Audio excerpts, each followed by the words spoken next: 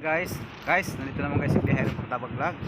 So for today's my video guys, may pupuntahan po ako na yan po, nandun po sa dulo na sila po ay mga carwash boy at yung iba po namamasura.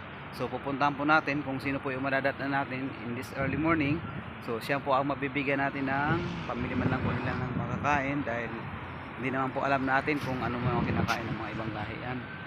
Mas mainam na lang po na bibigyan na lang po natin na kahit hindi ganong kalaki ang halaga, ang ignorante po ay makakapagbigay tayo.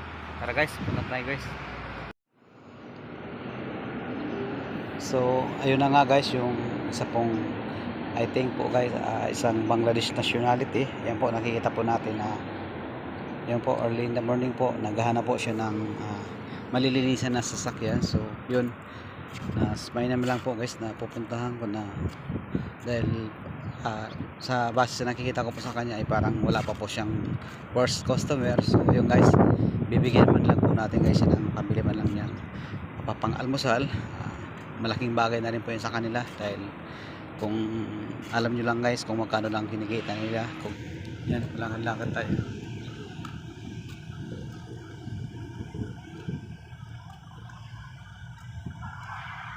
Ayan siya guys.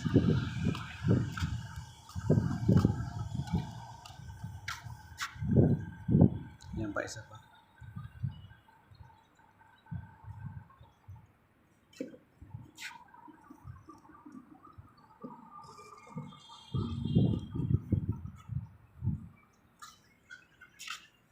Yan pa siya.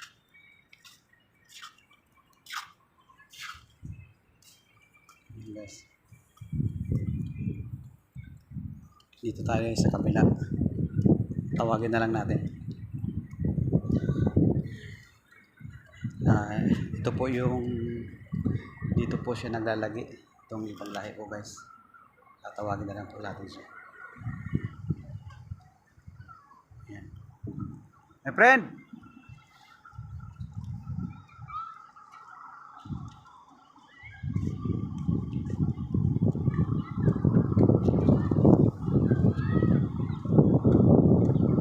hello. Sige. Yeah, for chai. Okay. To buy what chai for you. Okay. Thank you. From Bangladesh? Yeah, okay. Bye-bye.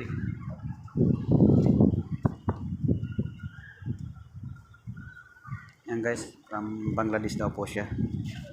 Yan.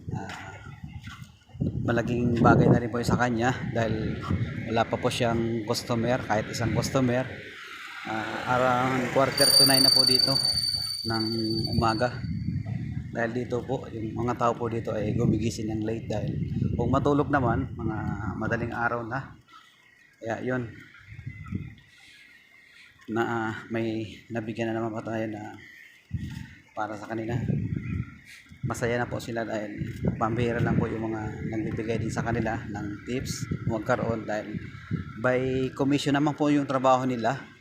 Pero hindi naman po gaano kalaki ang kinikita nila dahil alam mo po natin na wala namang gaano mga nagpapalinis ng sasakyan na yung mga sa tabi-tabi dahil mostly po pag magpapagasolina sila, yun, doon na po sila nagpapalinis ng sasakyan dahil kompleto po. May mga equipment talaga sila na panglinis ng sasakyan. So ano guys, yun, palagi na lang po nyo guys abangan yung mga video ko at mga panibago pong content na mas madami po akong tutulungan, lalo na po guys kung makauwi ako ng Pilipinas kapag bakasyon dyan dahil mas marami po tayong mga kababayan na yun, para sa aking mga preparasyon dahil hindi po gaano kalagyan importante makatulong tayo sa kapwa natin. So don't forget na lang guys na paki-follow ng aking Facebook page at paki-subscribe na rin po ng aking YouTube channel, Biyaherong Pagtabag Vlog. Same of my Facebook page po guys. Maraming salamat guys sa walang sawang sa mga sumusuporta po dyan sa akin at sa mga susuporta pa.